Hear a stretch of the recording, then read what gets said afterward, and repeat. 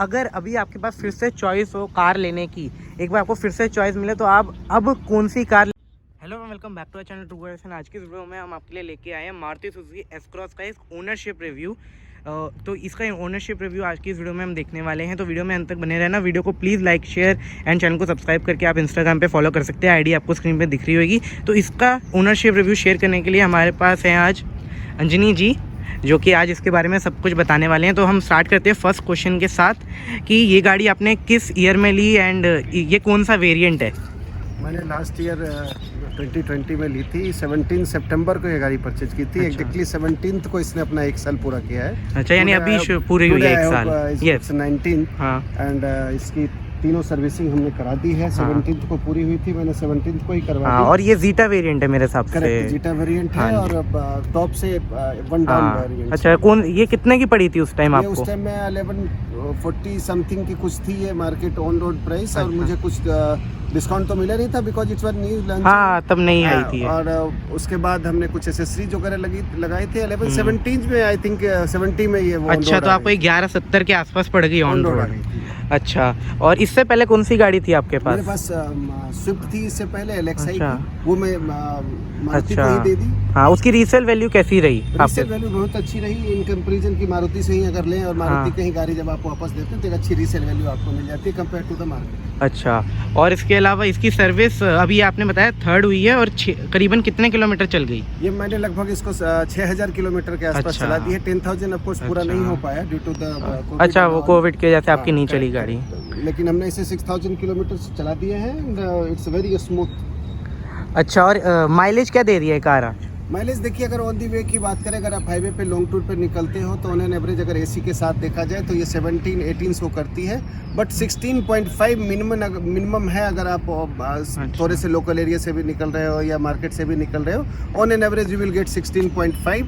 And अगर average on highway की बात कर रहे हो कि ऑन रोड आप कंटिन्यू चले, it's goes up to the 19 and 20 it will show if you are running at. अच्छा, तो मेरे हिसाब से कि मारुति की जो पेट्रोल इंजन है 1.5, आपके हिसाब से ये अच्छी माइलेज देता है? बहुत अच्छी माइलेज है, माइलेज का देयर इज नो प्रॉब्लम। अच्छा, और इस गाड़ी के अब आपको 1 साल हो गया तो आपको पता चल गए होंगे इसमें कितने पॉजिटिव और नेगेटिव। तो हम पहले पॉजिटिव से शुरू करते हैं। तो पॉजिटिव क्या क्या लगे इस कार में, कि क्या क्या अच्छाई है? तो जब मैं लिया था तो मैंने पॉजिटिव सोच के ही लिया था एंड एग्जैक्टली मुझे सेम मिला, क्योंकि मैंने अदर गाड़ियाँ क्रेटा वगैरह भी देखी थी। बट मुझे इसलिए ये अच्छा लगा कि मारुति लो मेंटेनेंस कॉस्ट की गाड़ी है एंड अच्छी चलने में स्मूथ है। माइलेज इशू नहीं है इसमें। अगर आप माइलेज की जहाँ तक बात करें, मैं यहाँ से बिहार गया था। अच्छा, 3000 अप्रोक्सीमेट किलोमीटर एक बार में मैंने 1 शॉट में ड्राइव की थी एंड वापस आया था। घर आकर के मुझे जब देखा ऑन एन एवरेज सिटी वगैरह लेके 16.5 की एवरेज मुझे मिली। हाँ, जो कि काफ़ी ज़्यादा अच्छी एवरेज है इस गाड़ी के सेगमेंट के हिसाब से, जो कि इतनी बड़ी गाड़ी अगर इतनी माइलेज दे रही है तो काफ़ी ज़्यादा अच्छी हो जाती है वो। और कोई अगर आपको पॉजिटिव लगे हो इसके? पॉजिटिव देखिए, इसे इसकी एसी काफ़ी अच्छी कूलिंग करती है। अच्छा। आप अगर 15-20 मिनट्स अगर आप चल गए, आपके पीछे वेंट ना होने की जो एक कसक मन में रहती है वो भी निकल जाती है। और आपको इसके नेगेटिव्स कैसे, नेगेटिव क्या क्या लगे? हाँ, नेगेटिव में देखा जाए तो कोई मेजर नेगेटिव इसमें मुझे मिला नहीं, क्योंकि मैंने इसको खूब चलाई, बड़े अच्छे तसल्ली से चलाया। एक चीज मुझे जो कसक लगी, अगर थोड़ी सी और ग्राउंड क्लियरेंस इसमें अगर होती। अच्छा, तो इसके अंदर ऐसी कुछ आपको ग्राउंड क्लियरेंस मिलती है? ग्राउंड क्लियरेंस होती है जैसे ब्रेजा में है। ब्रेजा आई थिंक इससे थोड़ा सा ज्यादा है, क्रेटा भी थोड़ा ज्यादा है। I hope I am not exactly aware, but अगर थोड़ी सी और ग्राउंड क्लियरेंस होती तो अच्छी थी। लेकिन ग्राउंड क्लियरेंस कम होने का आनंद आप तब लेंगे जब शार्प टर्निंग पे या एक्सप्रेस वे पे कहीं आप टर्न ले रहे हैं, मूव कर रहे हैं, उस वक्त आपको ये बहुत कम्फर्ट फील। अच्छा, जैसे ये ऑलमोस्ट देखो क्रॉस ओवर है, पर इसे हम SUV भी बोलते हैं। तो अगर जैसे आपने टर्निंग की बात करी, तो टर्न करते हुए ऐसा कुछ लगता है कि बॉडी रोल है, गाड़ी दूसरी तरफ पलटने को थोड़ी लगती है? बिल्कुल नहीं लगती है, बिल्कुल नहीं फील होगी। मैंने तो इसे टर्न देखा है, गलती से भी एक बार टर्न भी हुई थी मेरे से स्पीड में, बट इट वाज नॉट। अच्छा, मतलब ऐसा आपको लगा नहीं जैसे कि पलट जाएगी दूसरी तरफ? अच्छा, और इसके अलावा सर्विस जैसे हम बात कर रहे थे, सर्विस कॉस्ट क्या आती है इस गाड़ी की? सर्विस कॉस्ट देखें, हमने तीसरी सर्विस कराई, अभी तक तो 2 फ्री ही थी। तीसरी में इसकी कॉस्टिंग अप्रोक्सीमेट मुझे 1706 रुपीज की मुझे बिलिंग आई है, जो आई थिंक। अच्छा, तो आप उस हिसाब से सेटिस्फाई हैं कि मारुति जो आपने चूज की मेंटेनेंस की वजह से, जो कि उसकी मेंटेनेंस कॉस्ट लो होती है, तो वो आपको पूरा लगा? नहीं, पूरा लग रहा है, उसमें कोई डाउट नहीं है। मारुति के पिछली गाड़ी भी मेरी मारुति की ही थी। As far as maintenance in concern, it's a very low costing maintenance and moreover इसके जो पार्ट्स हैं दैट इज़ वेरी चीपर। मैं स्विफ्ट में देखा था, अभी तक इसमें तो इनफैक्ट कोई पार्ट्स हमने लगा ही नहीं है। हाँ, तो सर्विस की कॉस्ट की हमने बात कर दी। अब मारुति का कुछ लोग बोलते हैं कि एक्सपीरियंस अच्छा नहीं रहता, वो ज़बरदस्ती कुछ ऐड कर देते हैं, या फिर ऐसे और भी बहुत सारे हैं। वैसे upon man to man, individual to individual किसको क्या अच्छा लगता है, और डीलर पे भी रहता है कि कौन सा डीलर कैसा है। हाँ, कौन सा नहीं, देखिए तो इंडिविजुअल पर डिपेंड करता है, और सामने जो उसको समझाने वाला बंदा है, जो डीलर है, उस पर डिपेंड करता है कि वो क्या समझा पाता है। बट मैं एज ए प्रैक्टिकल एक्सपीरियंस जो मेरा है, it's a very very comfortable, low maintenance and good vehicle. आप देखेंगे इसकी लंबाई, अगर आप एक बार गौर से देख लें, मार्केट में गुजर। हाँ, एक मिनट में इसकी आपको लंबाई भी दिखा देता हूँ। तो ये सब 4 मीटर कार नहीं है, तो आपको मैं एक बार लंबाई दिखा देता हूँ। हाँ, और जैसे आपने बताया कि आप ट्रिप पे गए थे 3000 किलोमीटर, तो उसके अंदर आपको कुछ ऐसा लगा कि ये गाड़ी थोड़ी और कंफर्टेबल होती? नहीं, वैसी कोई दिक्कत नहीं है। बच्चे बैठ के गए थे पीछे, it was very comfortable, and पहले भी बैठ के हम जाते थे, दूसरी गाड़ियों में भी जाते थे। हाँ, तो आपके हिसाब से इसके अंदर हेड रूम और जो नी रूम होता है कार का, पीछे आगे दोनों में कोई इशू नहीं है। लेग रूम में कोई इशू नहीं है। इवन आपके बूट स्पेस में 3 अटैचियां डाल के ले गया था, मुझे तो कहीं स्पेस की कोई दिक्कत तो इसमें लगी नहीं। अच्छा, तो हम इंटीरियर में आ जाते हैं। तो अभी हम इसके इंटीरियर में आ गए हैं, तो इंटीरियर का आप एक बार शुरू कीजिए, जो आपको पॉजिटिव लगे। देखिए, इंटीरियर में सारी चीजें यहाँ पॉजिटिव है। स्पेस की जहाँ तक बात है, देखिए मैं सीट आगे करके बैठा हूँ, क्योंकि इनफैक्ट बच्चे बैठते हैं इस पे, ये सीट थोड़ा आगे है, फिर भी मैं देखिए कितने आराम से मेरा लेग जाता है। और दूसरी बात, जब मोरेवर में ड्राइव करता हूँ, तो उसके जो लेफ्ट साइड में आपको जो लेग रेस्ट, करेक्ट इतनी कंफर्टेबल है कि आप अगर क्रूज में डालते हो गाड़ी को, तो क्रूज कंट्रोल में डालने के बाद आप ऐसा लगता है जैसे रिलैक्स गाड़ी चला ही नहीं रहे हो। कभी कभी तो ऐसा लगता है या जग जाऊं, मैं गाड़ी चला रहा हूँ, नहीं चला रहा हूँ, but in fact it's a very good feel. तो बाकी मुझे तो निगेटिविटी तो मुझे अपनी गाड़ी में कहीं दिखी नहीं। मे भी अदर लोगों की अपनी अपनी सोच है। आप इसका देख लें कितना बड़ा ये बॉक्स है। इस बॉक्स में ही आप अपने छोटे मोटे आइटम्स लॉन्ग टूर में रख सकते हैं। हेड रेस्ट जो है कभी कभी ऊंचे, हेडरूम भी मैं एक बार आपको दिखा देता हूँ, आपको इतना हेडरूम मिल जाता है इसके अंदर। और कभी कभी क्या होता है ना, जैसे मैंने अदर गाड़ियों में देखा, ये हाथ रखने वाला जनरली या तो नीचे हो जाता है, नहीं तो थोड़ा सा यूं करके रखना पड़ता है। बट इसमें देखें आप रिलैक्स होकर किसी, और कुछ गाड़ियों में ये छोटा भी होता है कि 2 लोग एक साथ नहीं बैठ पाते हैं। इसके अंदर हम दोनों के हाथ के बाद भी बहुत ज्यादा आपको जगह मिल रही है। स्पेस की तो आई डोंट थिंक इस गाड़ी में स्पेस से कोई इशू मुझे नहीं लगता किसी को होना चाहिए। अच्छा, स्पेस के अलावा यहाँ पर आपको सॉफ्ट टच मिल जाता है। इसमें भी लाइट से हैं अंदर। हाँ, और आपका ये जो सॉफ्ट टच है, ये मारुति की सिर्फ आपको एस क्रॉस में मिलता है और किसी गाड़ी में नहीं मिलता। और आपका ये कैसा आपको रिस्पांस मिलता है, जो मारुति अब हर गाड़ी में डाल दिया ये? नहीं, म्यूजिक सिस्टम की बात कर रहे हैं। म्यूजिक सिस्टम तो इसके बहुत अच्छे हैं, कोई दिक्कत नहीं है, बट मुझे इसमें कमी नहीं दिखी। As far as driving is concern, जब आप ड्राइव कर रहे हो कितनी म्यूजिक चाहिए होती है आपको, कितना क्या चाहिए होता है। हाँ, ये तो शौक पे डिपेंड करता है, किनका कैसा क्या शौक है, क्या चाहिए उनको। हाँ, तो इसका आपको मतलब इंटरफेस ठीक लगा कि इजी टू यूज है? इजी टू यूज है, इजी टू हैंडल, नॉर्मल जो आप एंड्रॉइड हैंडल करते हो घर में फोन की तरह, बस जस्ट लाइक फोन की तरह है, आप इसमें यूज करो।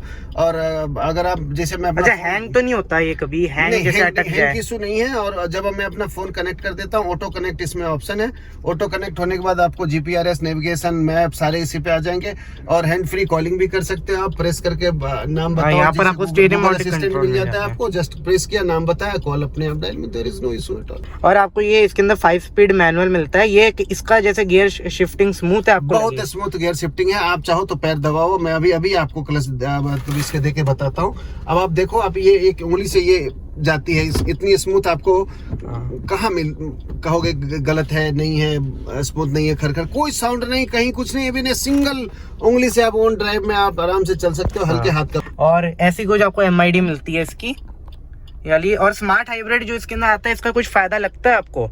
ये स्मार्ट हाइब्रिड का बहुत फायदा है। जब आप लोकल चलते हैं, ट्रैफिक में चलते हैं, मैं घर से निकलता हूँ ऑफिस के लिए, तो सामने ही ट्रैफिक मिल जाती है। तो थोड़ी सी डिस्टेंस जाने के बाद अगर आपको ट्रैफिक मिल भी गई एंड अगर ऑटो क्लाइमेट कंट्रोल में भी है और टेम्परेचर अगर नॉर्मल हो गई, अपने आप वो गाड़ियाँ चली जाती है रेस्ट पोजीशन में। अब फिर जब क्लच या ब्रेक कोई भी यूज करोगे, या आपका टेम्परेचर जैसे ही जो रूम टेम्परेचर का है, गाड़ी की रूम टेम्परेचर अगर थोड़ी सी ज़्यादा होती है, तब गाड़ी अपने आप स्टार्ट हो जाती है। हाँ, तो ये मुझे भी लगता है कि मारुति का जो हर कार में आजकल ये दे रहे हैं अपनी स्मार्ट हाइब्रिड पेट्रोल में, मुझे भी काफ़ी ज़्यादा अच्छा लगता है। और यहाँ पर आप देख सकते हैं, यहाँ पर आपकी माइलेज आ रही है। और कार अभी थोड़ी देर से आइडल खड़ी हुई है, तभी ये 10 है, वरना अभी खड़ी हुई है। हम अभी 14-15 के आसपास सिटी से लेके आए इसको। ये 3-4 किलोमीटर जो अभी अभी आपको 14 की आ रही थी, मैंने देखा था। अभी देखिए धीरे धीरे 9 हो गई है। इसलिए कि हम एसी चला के बैठे हैं, आइडियल बैठे हैं। हाँ। अगर आप आइडियल गाड़ी रनिंग खड़ी रखोगे तो ऑफकोर्स वो पेट्रोल तो लेगा। हाँ, और अगर किसी को माइलेज से रिलेटेड डाउट है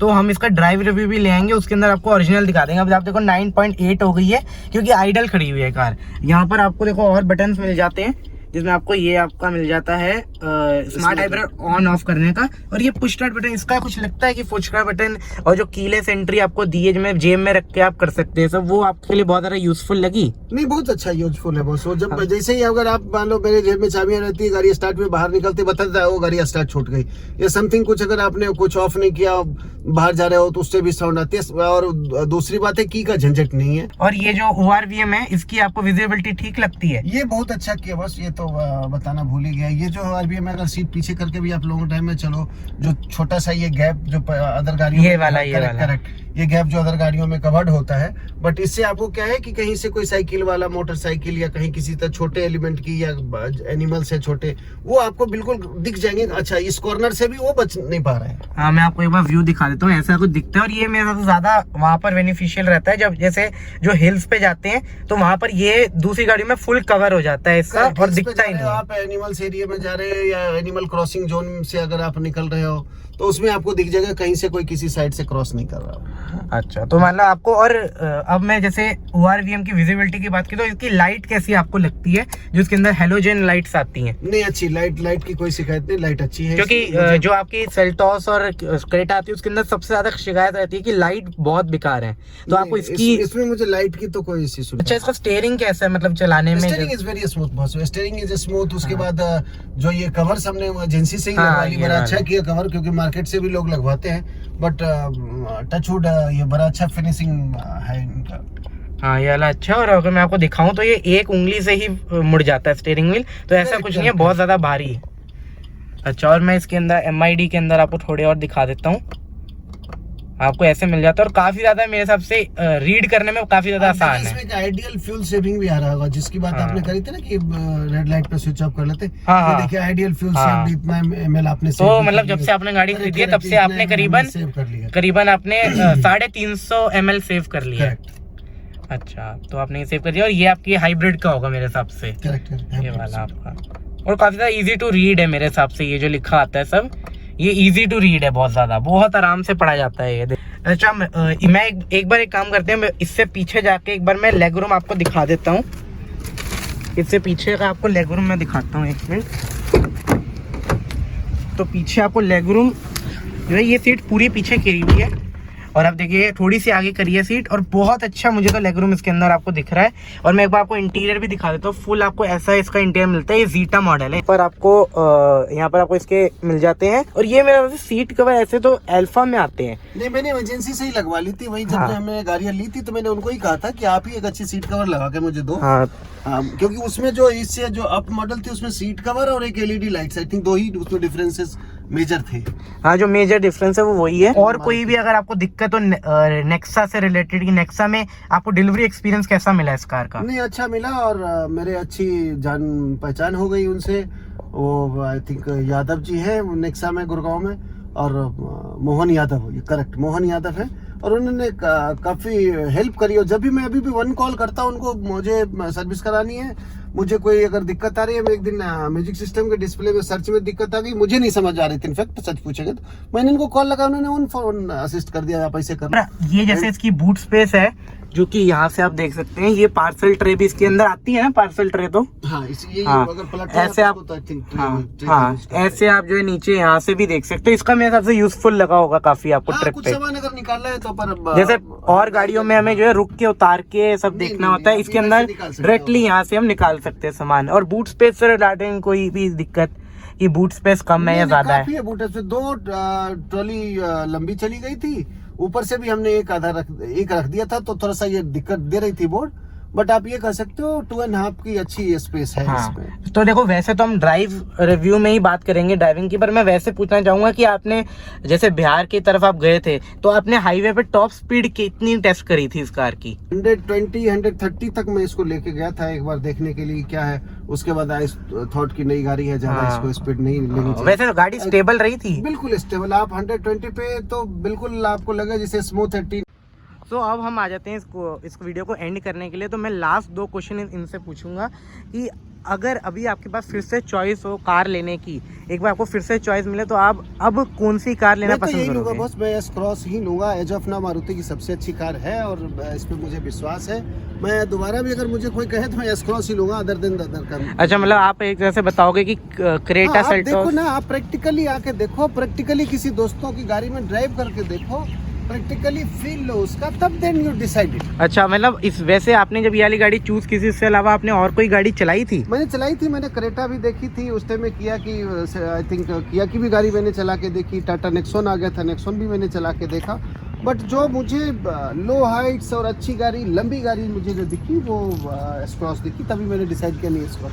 अच्छा, अब हम लास्ट क्वेश्चन पूछ लेता हूँ मैं आपसे कि आप अगर अभी कोई भी हमारा व्यूअर इस वीडियो को जो देख रहा है, वो अगर इस गाड़ी को सोच रहा है कि मैं एस क्रॉस ले लेता हूँ, तो आपके हिसाब से एस क्रॉस सबसे अभी उसे लेनी चाहिए या फिर वेट करना चाहिए और कोई और गाड़ी या इसका कोई अपग्रेडेड वर्जन लेना चाहिए? नहीं, एस क्रॉस ले सकते हैं आप। देखिए, मेरा जहाँ तक सेटिस्फेक्शन लेवल की बात है, अगर मैं अपने सेटिस्फेक्शन लेवल से कहूँ तो आप आराम से एस क्रॉस के लिए जा सकते हैं। इस बजट में कोई इस गाड़ी में दिक्कत नहीं। आप इवन देखिए, वेन्यू के टॉप मॉडल लेने जाएंगे तो आई थिंक इससे ज्यादा कॉस्टिंग हो जाती है। हाँ, उसकी करीबन 13-14 लाख तक तो पहुंच जाएगी। अच्छा है, इसमें आप गो फॉर एस क्रॉस। मैं तो यही कहूँगा, go for S cross until unless you get another.